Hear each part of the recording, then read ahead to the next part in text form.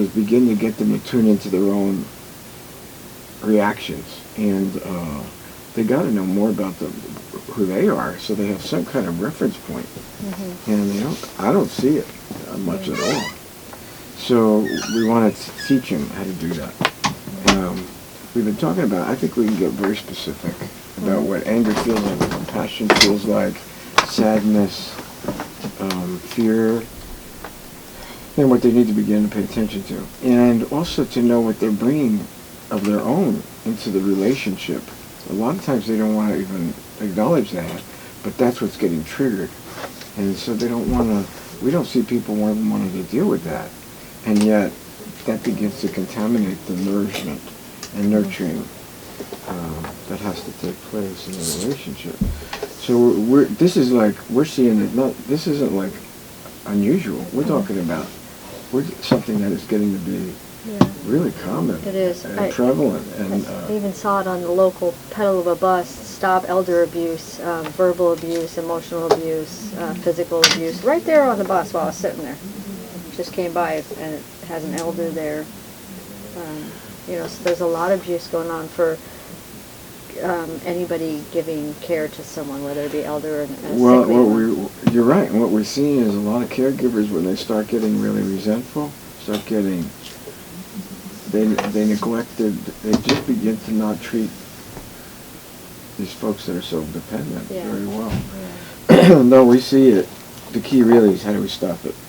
And how do we make them aware of it without getting so critical and condemning that they'll think we're anti-Fijian or something like that. And I could see why people that do these placements won't hire, who won't even talk to a Fijian now. Maybe I wouldn't specify the culture. I would maybe just say, this pertains to all cultures, all different, ways of living and developing, and we are seeing this in every culture. That way you're not specifically targeting. Well, I gotta be careful, you're right, but the one thing is their cultures are much more supportive of elder care than the American culture. So is Latina or Portuguese or however. Absolutely. We have our bad eggs too.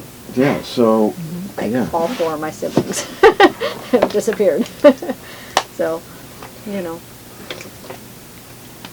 Well, anyway, we can talk about it. Just the nature of the relationship and the highs and lows. The high is, it's not a high, but it can make you become the person, face yourself, and become a person of substance and goodness in a way that people don't normally have to face things. Yeah. But it does strip you down to that place, which is very painful. But you can really begin to find yourself. And that part, we found that we've known some incredible people. And we have them working with us and stuff. And we see it too. So, anyway. We could point out that there's good days and hard days too, Good what? Good days and hard days. Oh, yeah. Good days and hard days, Yeah, well, that's the other part too, is to... you can only take it one day at a time. I mean, this is a real roller coaster ride of work. It's hard, and just to focus on not getting too far ahead of ourselves and worrying and getting anxious about things, but just dealing with the best we can one day at a time. I think taking care of people who are really facing this life-to-death journey, that's all you can do, is just take it one day at a time, because or even less. I think that's just the nature of this relationship. Yeah, I have to agree on that one. Yeah. If you look ahead and think, oh my gosh, is this going to last forever? How long is this going to be? You're going to get overwhelmed. You're going to get overwhelmed, hopeless, and despairing and discouraged. Yeah. And that means that people are beginning to not burn out, but they go to compassion fatigue at that point. When that starts overriding everything, they're beginning to sink, and that means they're not taking care of the emotional buildup in their body that's happening, and then that's what begins to happen. So it's really important for them to begin to pay attention before that happens. Yes. Another thing that I've noticed with myself is I go to the chiropractor because it gets built up so much, so there's only so much I can do on my own, like work out. or take lavender showers, or, you know, meditate. And sometimes my physical body actually needs to be readjusted. So, Oh, absolutely. Well, we do a lot of body work things, and that's one of them. yeah. But we feel that you gotta find ways to get that stuff released. The chiropractic won't release that, but it will certainly loosen up the rigidity in the body and the bones. Yes. And then you gotta take care of, a lot of times you gotta take care of what comes after that. Yeah. And other times it just helps to just take care of your body good. So, anyway, I don't know. So what do And you again, think? a lot of water. Water is the key for everything. Sure. Electrolytes. Should we make that the title? Water is the Electrolytes. key for everything. Yeah! And let's see, it's like that. It's electrolytes. Cool. Yeah. So what do you guys think? I mean, what do No, you I think the emphasis around that, Yep. and just focus on that, I think that would There's be, plenty there to be solid. exchanging on. Yeah? Yeah, I think so. Yeah, specifically give examples of what they can do and how they can identify, okay, this is how I Identify, yeah. Yeah. Before it leads to the buildup of, Yes. of the body's grip. Okay. Yeah, warning signs. Yep. Okay. Being mindful of yourself. Yep, that sounds right. So did you ever use a spray that I gave you? I did. It's stinky though, but I did. It did doesn't, work. you're kidding. Well, it doesn't smell to you, but No. yeah, it smells to me. I'm hypersensitive though. What does it smell like? It smells like VO5 hairspray. It's not a big deal, but I'm only getting mono in my left side. It's not a big deal. I can hear, it's just Big deal. weird. Okay. Oh yeah, it's there. Thank you. Yep. Okay. Can you hear me now? You slide your feel chair like a little bit Verizon this way. commercial. No, actually, you're fine. Could you slide your chair a little to your right, please? To the right? Yep. Okay. Perfect. Thank you. Now this is sounding not good to me. Okay, hang on. Let's see what I can do. Nothing. It's off. Okay, let's see what happens.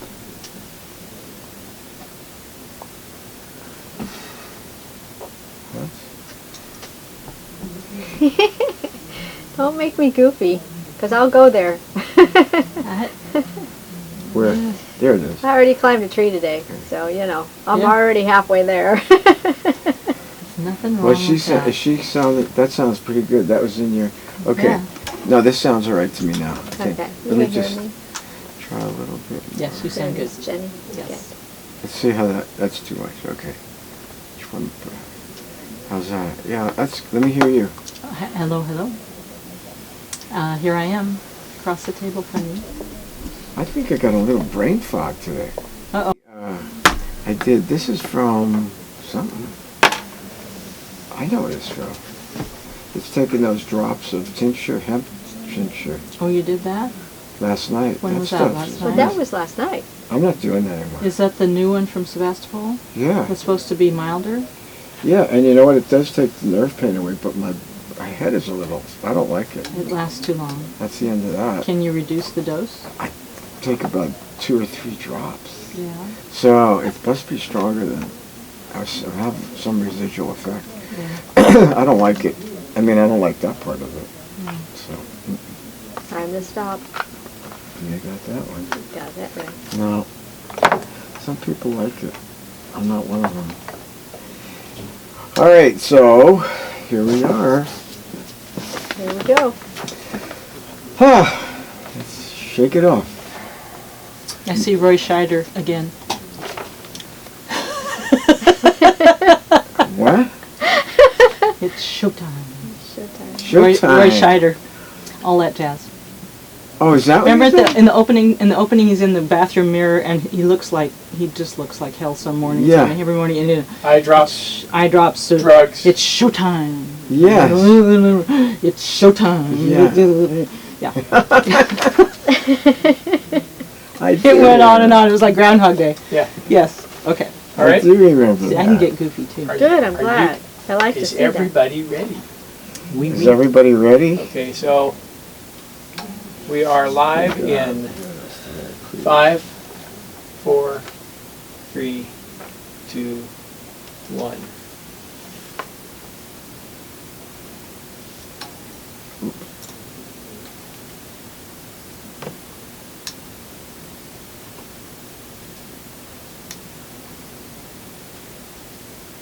Hello and welcome to the Survivor's Guide to Life on KPCA Petaluma 103.3 FM. I'm Jenny Stevenson, your host, and joining me is Dr. Peter Bernstein. Today we will continue in our series on how to survive through adversity.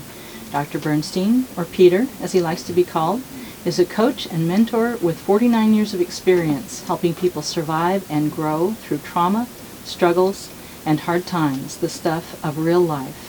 The goal of our series is to help you discover what we've experienced, that adversity is more than a trial to endure. It can be an exciting opportunity to learn, grow, and thrive. That introduction is exactly where we started 40 episodes ago. It's been 40 episodes. And I'm listening to this today thinking, that's what we better not forget where we started. It reminds us, too. Yeah, because that's what this is all about. It's the whole experience of looking at life and its difficulties, and we have choices at that point of either facing them or running away, denying them, or burying our head in the sand. And we've been, for so long, proponents of don't run, face it, and deal with it. And I'm thinking about how far we've come with this and how we've now applied that to the challenging work of being a caregiver.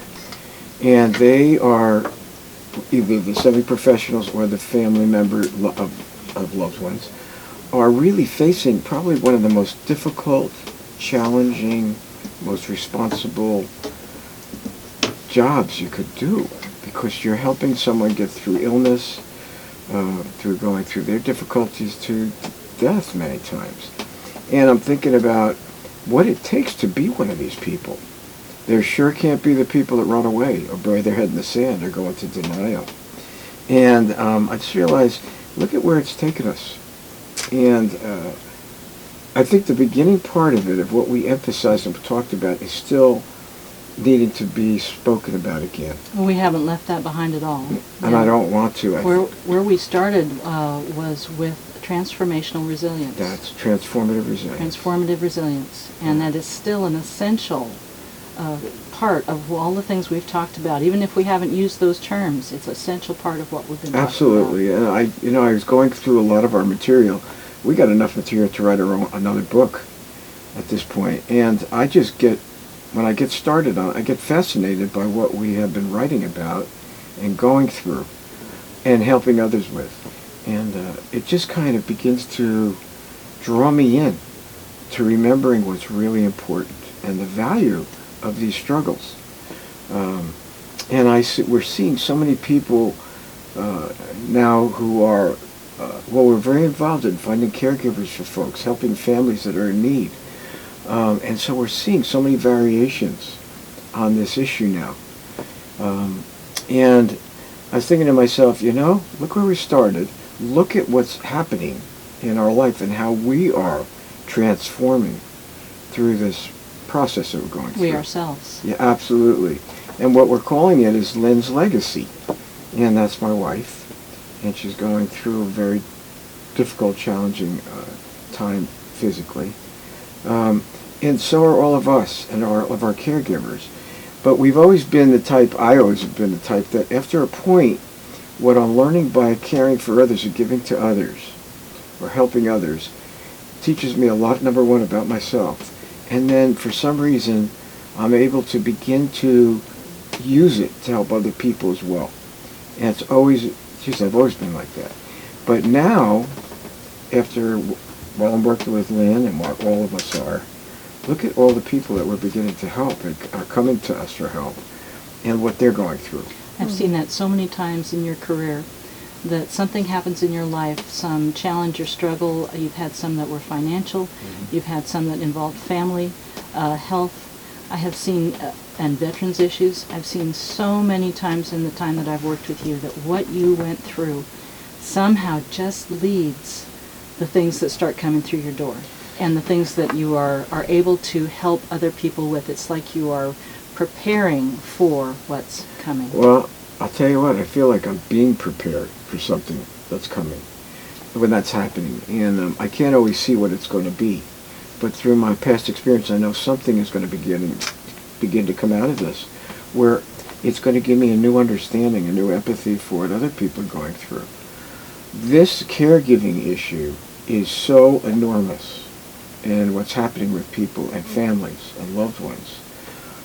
It's flooding us. It's flooding my awareness. It's flooding our institute. It's flooding our nonprofit. I think we're putting more and more time into this work than anything else, on top of everything else we do. So, Before we get too much further in, I just want to mention What that we about have Mimi? Mimi with us again today. Hi, everyone. And we're Thank you again. So glad she's here. Yeah. Dr. Mimi Amaral, and she wants to just be called Mimi, too. Yes. And she's a very special lady, and that's why she's here Thank again. you. I always say, she's physically little, but she's a giant of a human being. Absolutely. And it's because of what she's been through herself, and also how much she's given to some other people Thank you. and caring for others. A lot of it has come through what she's gone through herself, the empathy and the appreciation Yes. of what's going on in life. And she doesn't run away from the difficult things. On the contrary, she's somebody who's drawn to them. And when you look at her, she's adorable, she's cute, she's small, Thank and you. yet this is a very big human being. Thank you. And that's why she's here. And she's written a few books. She's written another book, which we talked about on the last episode. What's the name of it again? It's Death. You almost had me again. Death Before and After, a survivor's guide. It just kind of encompasses everything that I had experienced. And if by writing this book, I could help others not have such a difficult time through the process of walking that journey with a loved one or a parent or a friend or family, and give them all the insight that I had gotten through my journey, and to make their journey a little bit easier, it's completely worth the process. Absolutely, absolutely. And I think the things that you're talking about are weigh heavily on people when they're dealing with these, and they need somebody to guide them through it or to provide direction, Yes. and also logistical support. What do I Absolutely. do? The one thing I didn't understand when I was going through this Yeah. is we all head that way, and I had never had anybody, my elders or anybody sit down and talk to me or say, hey, at some point this is going to happen. It just hit me, and I don't want that to happen to others. And that's what empowered me to write the book, was like, oh my gosh, this is happening to everybody no matter what. We're all going to head this direction, or we're going to help somebody head this direction. And why isn't it being talked about, and why are there not books out there? So that's why I wrote the book. Well, I think the book, certainly from where we are and where we sit, it's an extremely important book. Thank you. And I'm sure there's going to be a lot of information that you'll be able to add to it. We've written books, and you know what? I look at it now, and we could add so much more. I'm sure you're going to be able to.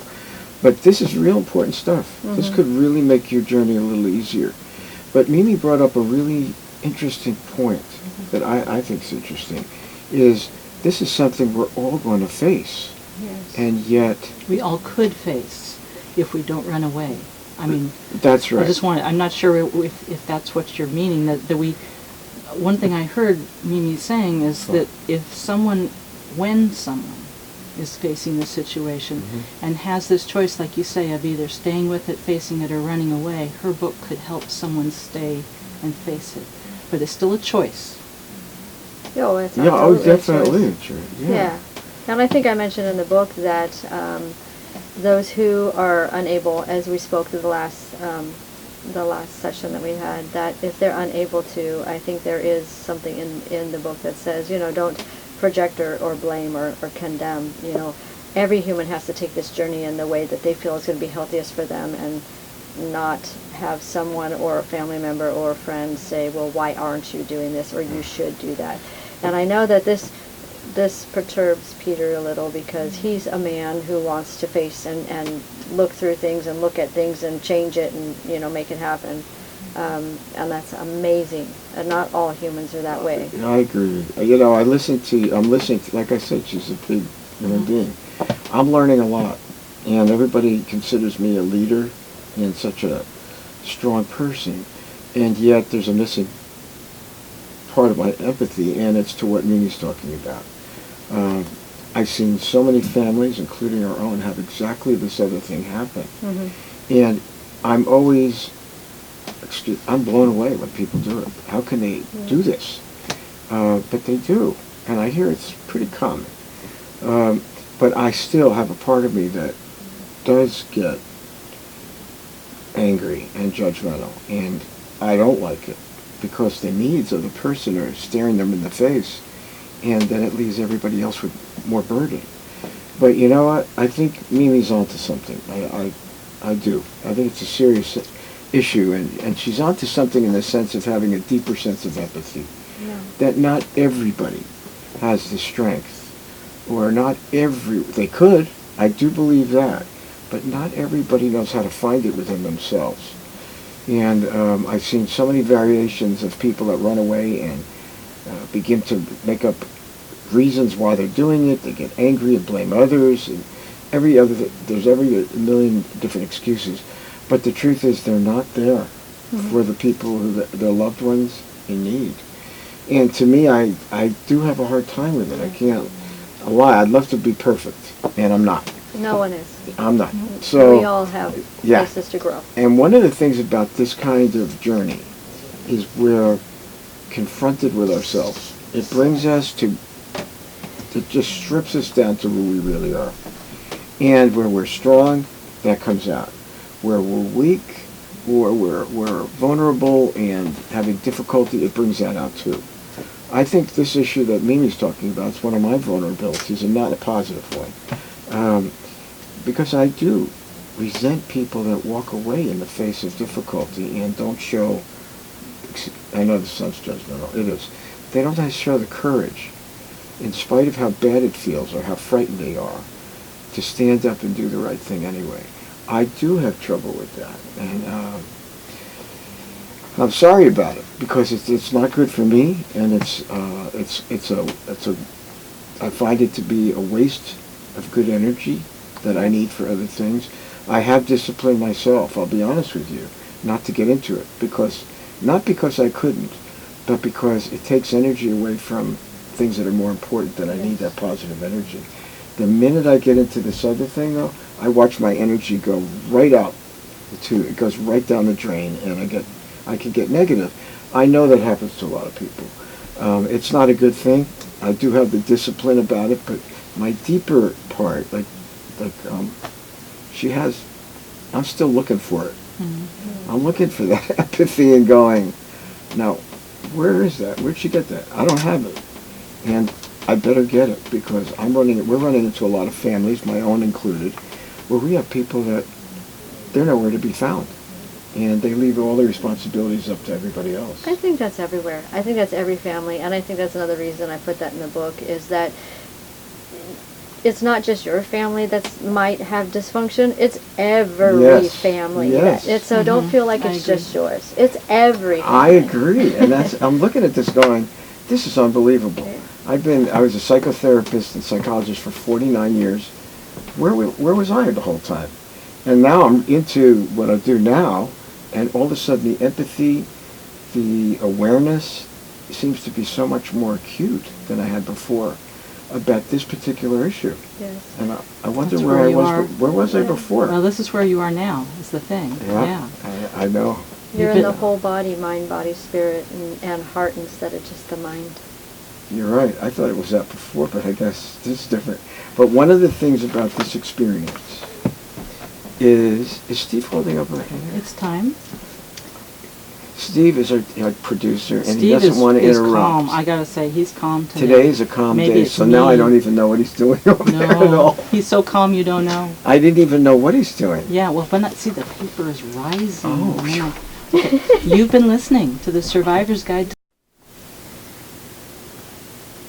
Welcome back to the Survivor's Guide to Life. I'm your host, Jenny Stevenson, and before I so rudely interrupted a really good exchange, we were talking at the end of the last segment about the challenge of accepting, understanding, having empathy for people, possibly family members, who don't feel that they can face the challenge of caregiving for a loved one who instead want to run away? Well, here's the thing. When you think about how we started all this and how we've worked, and that book that called Transformative Resilience, what was it, folks' names?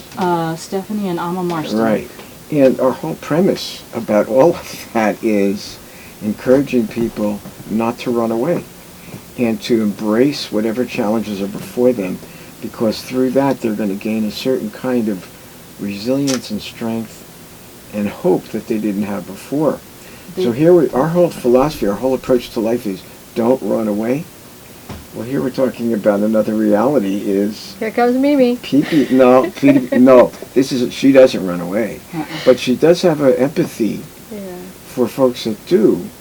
And she's not wrong. I can sit here and go, she's right. And yet I feel that where we are coming from is so important to get people to face life as it truly is. Yes. And one of the issues we're talking about is caregiving for a very difficult part of life that we're all going to face. And it is a condition of life, just like other things are. And yet, how often is it talked about? In our culture. In our culture. Yeah. Very little. Very little. How often is it included in a family's upbringing of their children to take care of elderly and sick? Not a lot. Very seldom. Go look at other cultures like the Fijian or the Haitian or the New Mexico. Take a look. Mm-hmm. It's not like they may have a lot of dilemmas, difficulties, and challenges, but their whole attitude is so different than ours, and that is, this is part of life. The generations matter. It does, and you take care of the sick and the elderly, and you treat them with love and compassion and caring. It's just built into their culture. Our culture, I don't see it. No. But we need it, because it's just as predominant in our culture as any other culture. Interestingly, most of the caregivers we're dealing with today aren't from America. They're not Americans. They're from other cultures, particularly in our area, Fiji. In my parents' area, where we had a wonderful caregiver family that are like family to me, they were Haitian. And we found, and that was Florida, and there are so many Haitians and people from the Dominican Republic, and they're the caregivers. So you see that they have an orientation that we don't, and yet we better get it, because this issue is becoming it's happening. It is. The statistics, just the things that we're reading show that the number of elderly people developing life-ending but long-term illness, disease, disability is going to create a real need for caregivers, and who will do it? Absolutely, and we have the baby boomers, and we have dementia also. That's a huge portion of what huge disease that lasts a really long time. It can start off slowly as dementia go into Alzheimer's, and it can last 12 to 15 years. And I don't think that's known, and we have so many baby boomers that are becoming older and in this category, and we just don't have enough help. We don't. And you're right about dementia. It actually can even go on longer. Yeah. We've talked to people that we've been helping. They've been helping 25 years. The caregivers look like they're near death. I swear, they're in such bad shape. Yes. But listening to what they've been doing on their own, the physical pain that they carry, it's really from both physical and emotional distress. Yes. It's huge. There's others that move, like my wife's has been, I'd say altogether 5 years. It's so fast moving. Where I hear other people, they can go on 15, 20 years with this. Mm-hmm. And the toll that it takes on families. Absolutely. And loved ones, financially, personally, emotionally, absolutely, is enormous. Yeah. I see it growing exponentially here in the United States. So here we are. It fits right into what we're going through personally. Mm-hmm. It fits right into our initial start off of talking about developing strength and resilience through struggle, suffering, and pain. And one of the emphases is not to run away, and to embrace it, and to embrace the changes that people go through. Yes. And then we outlined it in earlier episodes, I think very, very clearly, certain aspects of the changes that everybody has to go through. but we've also talked about what can come out of it. And I think some of the issues that are astounding is it really can get a person to take a real clear look at their own lives. And not just what they profess, but where they really are. We've seen it with people that are religious and spiritual, and they profess such faith and whatever, and then when it really comes down to it, what they really wind up staring at is the big gaping holes in their faith and their spiritual lives. That actually is a time for growth and development when they begin to see it. It usually comes with a lot of pain. So we're beginning to see that there's so many valuable things that can come through this process. Another gaping hole that people would confront in this situation too is not just the holes in their faith and what they profess, but the holes in their character. And what are they going to walk their talk, as they say? Are they going to live by what they really think matters and the qualities that they would like to have in their character? I'll tell you what it really... Mimi was going to say. Oh, no, go ahead. Well, that was one of the things I was reading in one of our old episodes that I loved. And this is the kind of thing that strips you down to really, in some ways, removing you from the ways of the world. And what the world and its values are, with ambition and greed and getting ahead at all costs and whatever. The American way is certainly loaded with that. Yeah. But once you face this experience in your life, it begins to remove you from that part of life. And you begin to reevaluate and decide what's really important and what isn't. Yeah. And then it also teaches you only have so much energy. You better put it where it's important and where it's going to be I agree with that used.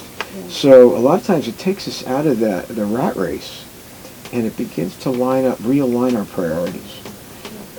We wrote a paper about it, which I think is one that's called Lessons for Surviving in Hard Times. We wrote this paper was this when we wrote the book too? Yes, and that was coming out of the financial recession.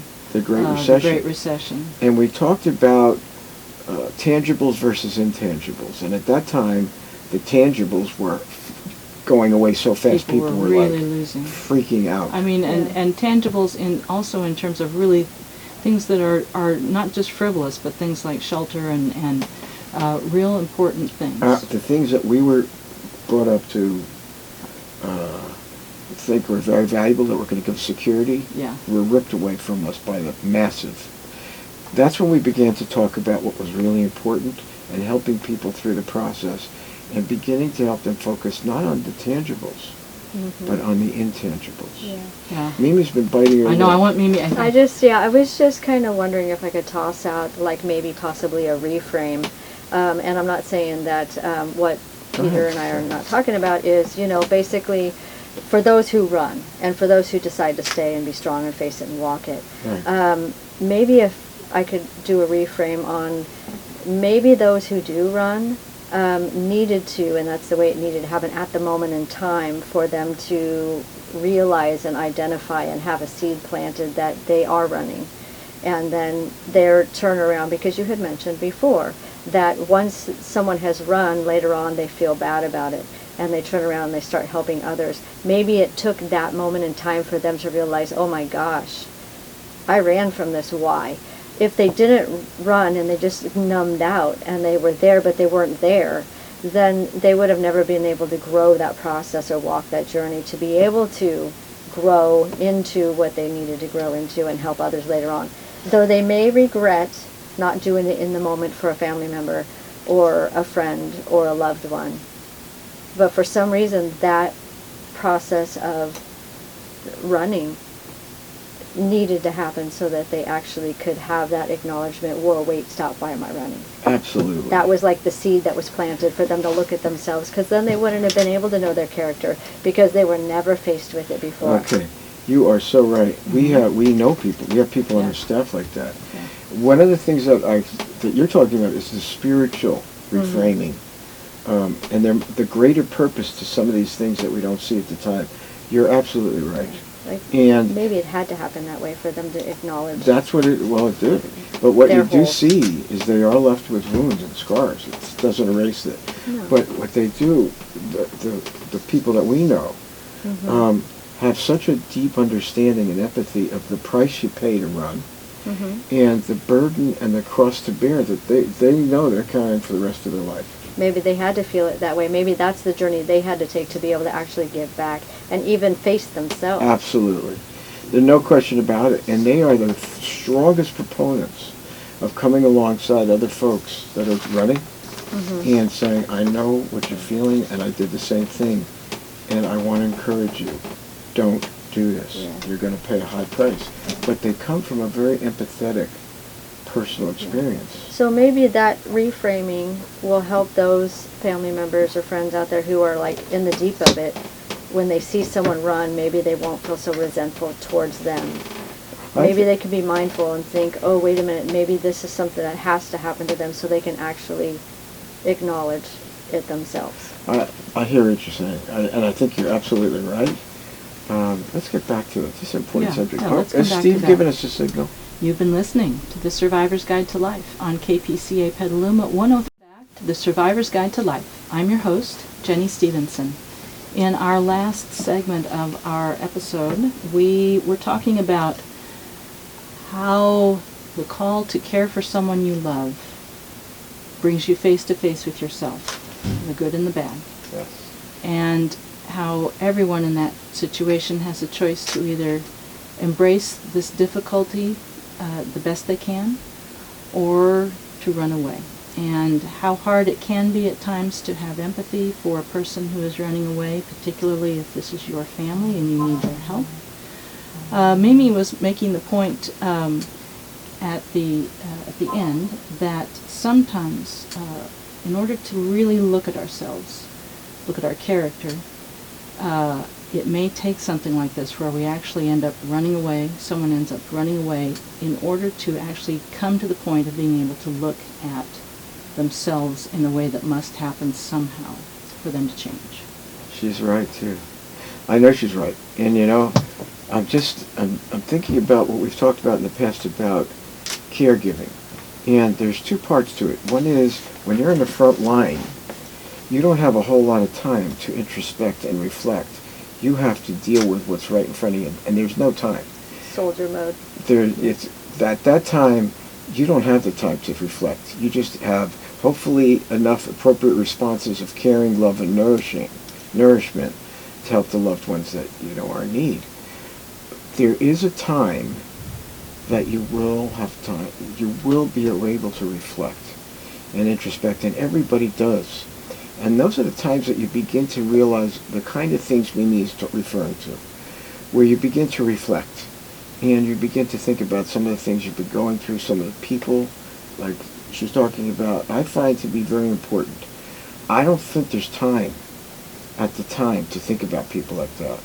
When you're on the front lines helping someone, and the need is just enormous. And your focus is on the person who is in need Yes. of your care. Yes. And you have other people that you need help for them to help you, and they disappear. I don't think at those times we have much time to reflect, to be empathetic. I think we've got to focus on the job at hand and helping our loved one or supporting our caregiver. But I do believe that there'll be a time where there's a deeper thoughtfulness about what's happening through this experience that would come. One of the things that Mimi's referring to would come during those reflective times. I don't think they'll come at the time when you're in the front line. But I'm glad that we're talking about it now, because maybe we planted a seed, and maybe at some point, if they're in the thick of it and they're in soldier mode and somebody decides to take off, this conversation that we're having will be something that will spark a little, oh wait, just let it go, let them go, and keep my focus here. Don't lose energy on that. Yeah, don't be upset about that. You're just giving that energy. Pull your energy back, stay focused here, because they have to have their own process. I know it's going to be hard, but we're talking about it, so maybe we have planted a seed. I think you're absolutely right. I agree with you. And I would be one of those people that needs to remember the seed that's being planted. Honestly, it's helping me just to listen. Maybe at some point in my life I'll change a little bit and not think everybody has to be like me. And yet I know that what I'm talking about, people can gain such resilience and strength from. And I will say that one thing that I'm fumbling here, I'm sorry. I have watched you rise to the occasion in so many difficult situations where someone needed you. And at times, in order to respond the way you did, it cost you something personally. Mm-hmm. And you were ready, no question, to step up and help. And that example has been of immense value to me. So I don't want to throw that out either. Yeah. No way. Yeah. No. And I don't. But I do think it could be a little bit more balanced in what Mimi's saying. Because without that balance, you are without a balance that would help you in those moments. I think it would. I do. I don't think it'll help me a lot, but I think it'll help me because I'm not Mimi. Well, and I think it's a spectrum. I think we all need to have our own spectrum. And it's the whole spectrum. But I think you're right. You know, I know you're right. I also feel, though, if I can encourage people not to bury their head in the sand, not to go in denial and run away, that there will be hope. There will be a better day. And even though the emotions are running high, the fears are running high, don't run. I always say, feel it, face it, feel it, change it. Mm-hmm. Face it, feel it, change it. If you can change it and remove yourself, cool. If it's a situation that we're in right now with caretaking and caregiving, and obviously we're the ones caring for our loved one, we're not going to leave that, but we're definitely empower ourselves and not feel guilty for saying, okay, look, I need to remove myself from this situation so I can have more energy for my loved one who's dying, so definitely. Feel it, face it, feel it, and then change it. That's my sounds good. Yeah. That's a Mimiism. Mimiism. Yeah. Ah! Well, it reminds me too of what you said one time about how talking things through, verbalizing. Yes. Without change. Yeah, you can get in a verbal loop, and basically it's just it's like a compression pot. You set off a little bit of steam, and then you're okay again, and nothing changes. You have to change. You have to grow. You have to move forward. You have to. That's why I like saying harmonize, because instead of balance, because for me balance seems like you're just still stagnant and staying there. Harmonize, you can still harmonize and move forward. So it's always like moving forward, growing, expanding, challenging self to. Face. That's an interesting analogy. Face, feel, and change. Okay, so harmonize is what? Harmonizing. When you harmonize something, you can still move and navigate and move forward and sideways. But if you're sitting there just like a balance where you have, when you see the justice sign and it has, the balance on one side, it just sits there and you're either lopsided this way or lopsided that way. You're trying to balance it out, but it's always in one position. It doesn't move forward. So good. Harmony. No, that's I like that. I do too. I like that. It's really good. Harmonizing. And, I want to basically call myself out a little bit too, is honestly, because I was born with medical illnesses and I had to face my own diagnosis of death, I think that allowed me to be able to walk the walk I walk with my parents. If that never happened and I was born completely healthy and had a different journey, I don't know. I might be the runner. I'm not the runner this time around on this journey because I've faced so much in my lifetime, but I think that does contribute.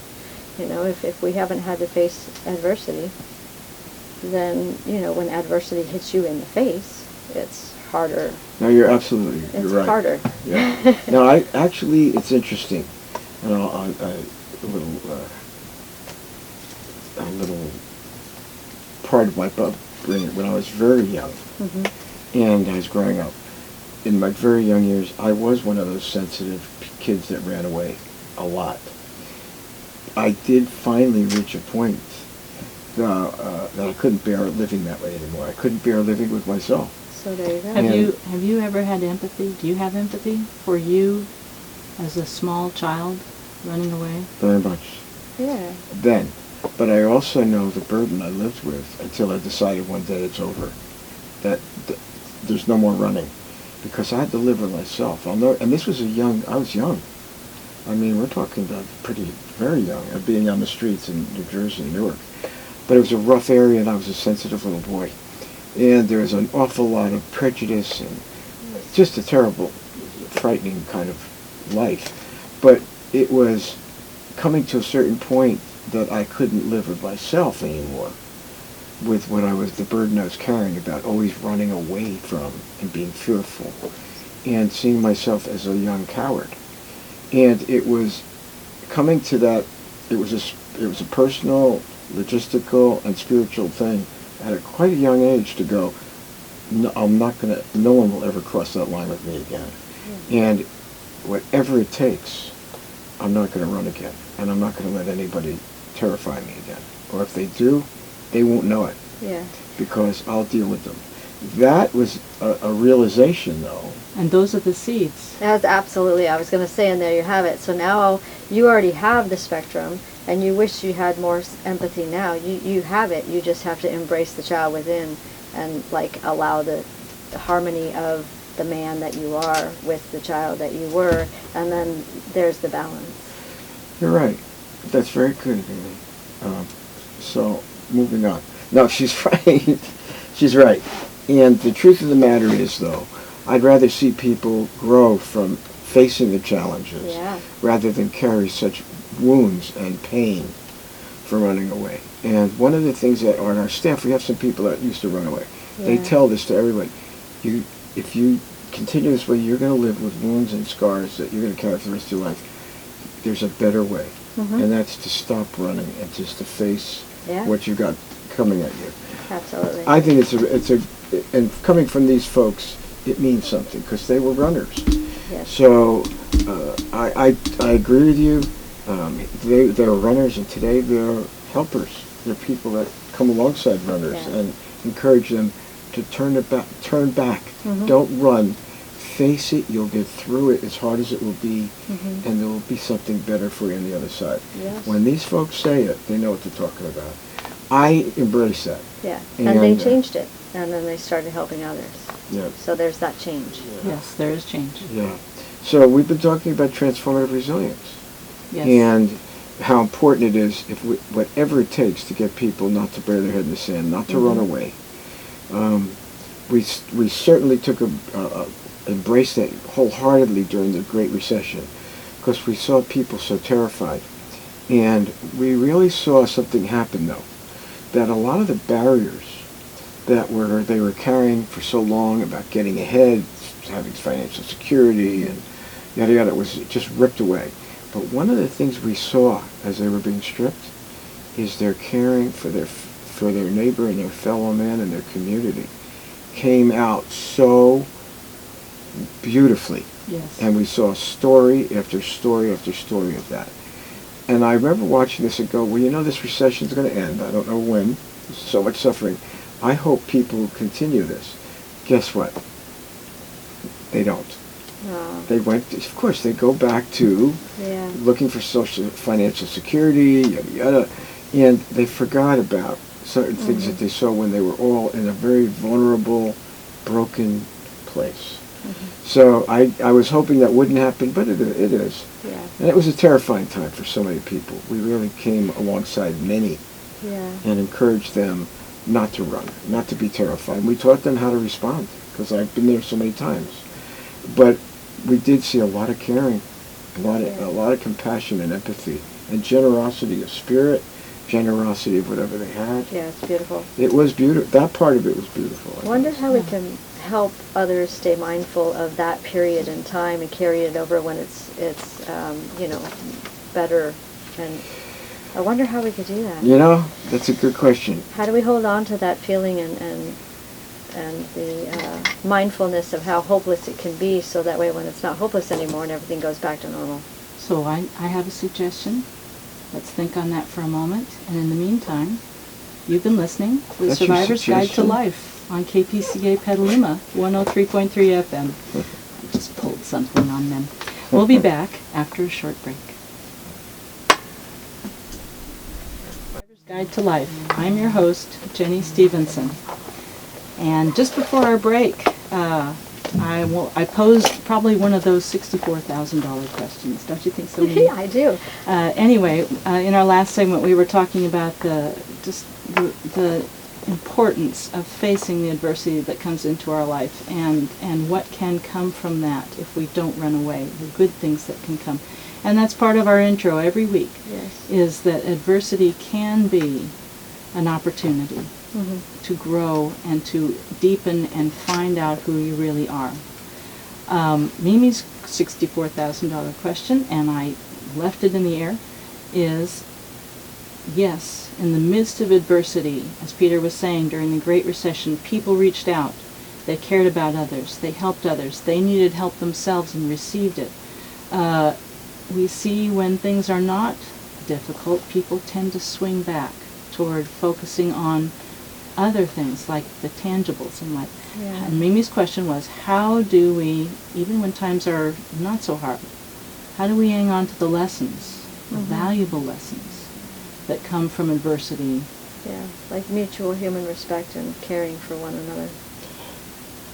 Which She's you- batting her eyelashes. No, she's right. But she's right. But, I'm thinking about something else. There's a spiritual reality that begins to emerge, too, during those difficult times. And there is a purpose to these very, very hard, difficult things. And there's a spiritual sense of it. Now, it may be religious, it may not. But I think personally it definitely is. It's very exposing that there is a spiritual side to man. Component. And yes. during those times it comes out. Now we've seen it come out in lots of different forms. But there seems to be a power that's much greater than all of us, that has a purpose. And I really must say that in my life, the most difficult times of my life, when I was not what I'd call a spiritual or spiritually oriented person, there definitely was a power greater than myself that saved my life in the face of very difficult times, brought me through very difficult times when I was dealing with trauma with folks that was overwhelming, the real acute trauma. It always became apparent to me that there was a power that was in place that I had no control over it, and this was so powerful, so overwhelming, so terrifying, that there was something else in this experience that was being exposed. It was definitely, to me, it's God. To me. Yeah. And I couldn't deny it. And at the same time I was terrified, I also came to a point, I'll never forget some of these times, of acceptance and surrender right there and then, that whatever I can do right now is the best, it's all I can do, but that I don't have the control in these situations. I am totally powerless. I'll do my best, but there's something much greater going on here, and I don't know what the outcome is going to be. I only know we've got to help this person survive it. I've got to survive it and be there for them in the best any way I can. But I have no control over what's going to happen here, and this is pretty tough stuff, difficult, terrifying things. I've been through a number of those, to be honest with you, a lot, and it's happened every time, and it's undeniable. Would I call it religious? I don't. I think it's a spiritual aspect to our being that comes out during these times and is exposed. So are you saying that realization, that experience, that perception, sensitivity has stayed with you even after the adversity was over in a new way? Yes, definitely. It's guided my life into what I'm doing today. Yeah, I would have to witness that just because, I mean, we've talked before how clinical he used to be, how he would, call out, statistical data and therapeutic resolution for certain things, and, and now he's more into heartfelt human to human. So I'm witnessing it right here. No, you're right. I agree with you. And I'd rather be this way. Even though it's coming through pain and loss and grief, I would rather be this way any day. Yes. Excuse me. It's emotional for me. I'm grateful. It's a gift. Yes. Do I believe it's a continuation of what I've learned through each of these different traumas? Absolutely. And this one is just another one that I embrace and walk through. It's not easy. In fact, this is one of the hardest I've ever gone through. But I embrace it. There's a part of me that accepts it. I'm even amazed that that's not emotional, that sees it for what it is and knows we're going to ride it out right to the end. And we are going to make the situation as nourishing, loving, and nurturing as possible. Absolutely. And comfortable and safe. And I would put my life on it. This is me. No. Mm-hmm. I put my life on the line for someone I love for that. And Yeah. that's the way I am. I'm definitely like that. Mm-hmm. I know not everybody's like that, Mimi.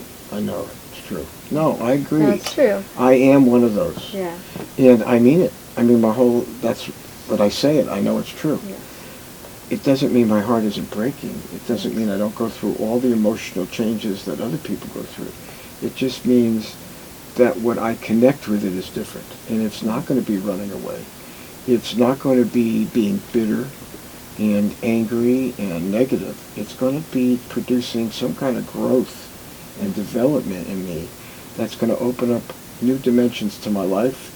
And Absolutely. usually it has to do with helping others.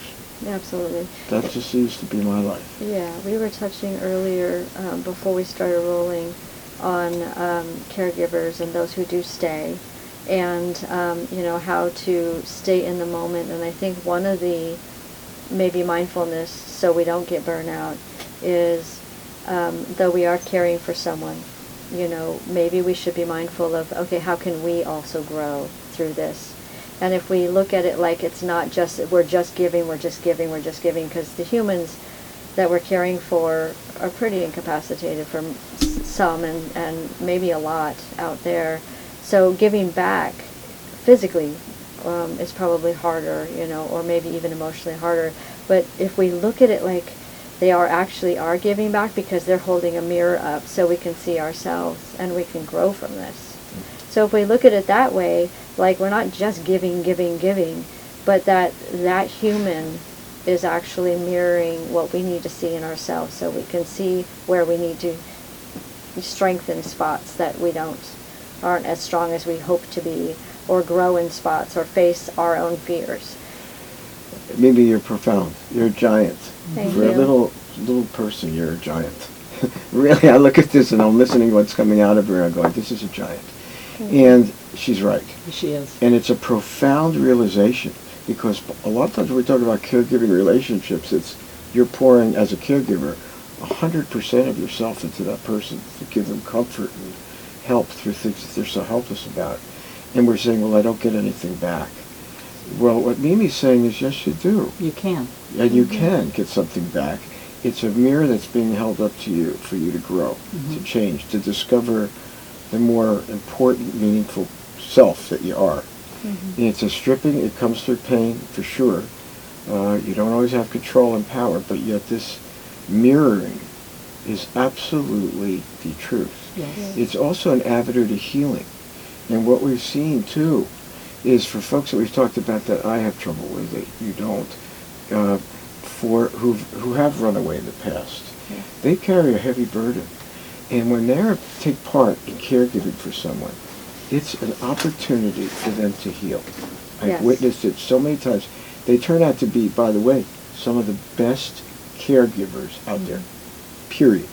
They're loving, they're nourishing, they're nurturing, they're just there for the person in every way. They're gaining more experience, they're growing in their work. So you're right about that. And there's, for me, there's other things too. I've been one of those people that, I am grateful for the littlest thing, believe it or not. And if people knew me in the past, they would say, is this Peter Bernstein? Yeah, it is. Because to me, to just see my wife take a breath in the morning, to be able to hold her hand, even if she can't really relate to me, that's better in my mind than her not being there at all. So I've heard people how bitter they become and better, say things that are pretty horrible to hear. I'm not one of them. Yeah. I do feel I don't get much back with anything, and yet what you're saying, the kind of dimension that you're talking about, I get a lot back. It is the Yes. truth. Yes. Absolutely the truth. It's a time of change. It's a time of finding out who you are, the better you, becoming the best person you can become. This is your opportunity. I also find that you have to come to grips with certain aspects of yourself because of the nature of this giving relationship, that you're going to take on some of the negativity of the situation, and you've got to recognize how it's affecting your body. Yes. If you're human, it's affecting you. And it makes you more sensitive. It tunes you in more. It should. So you get the yellow flags, the warning signs that you better take care of yourself. You're beginning to accumulate too much through the emotional exchange, Yes. and you're starting to get burdened and exhausted. And you need to take a break. You need to begin to take care of yourself and recognize what's happening to your body. Mm-hmm. So I believe that Yes. a lot of these things, Steve's flashing a sign. Okay. I believe that all of these things are really important and become acutely valuable to us as caregivers, as human beings, and we do grow. We also look for new opportunities to meet difficult situations that may be so different from the day before. Yes. And we learn this resilience of learning and growing and looking for new opportunities to make the situation better for the person we're taking care of. So I agree with you. It's an opportunity to become the best person you could be. It is through pain. Yes. It is through Not suffering and struggle, though. The hope will come. Definitely, it's there, but we can't always see it at the time.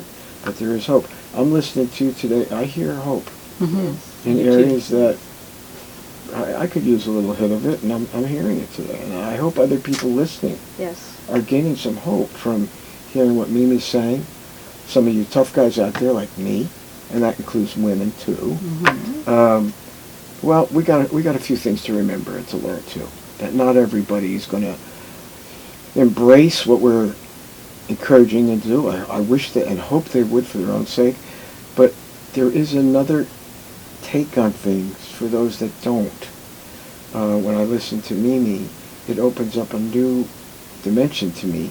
I can't say I'm one of those people, but yet I need to have a little bit more compassion for what they are doing and what they're going through. Yeah. And listening to Mimi today plants the seed of compassion.